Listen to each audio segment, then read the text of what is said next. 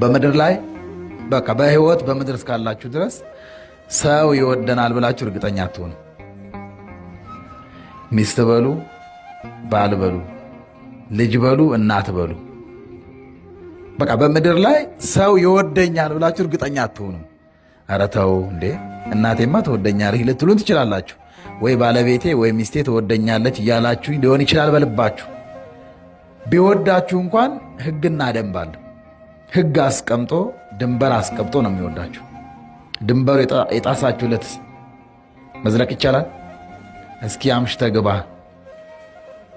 2 ቀን 3 ቀን ድገመው፣ በሩ ይዘጋል። አለማምሸት ምንድን ነው?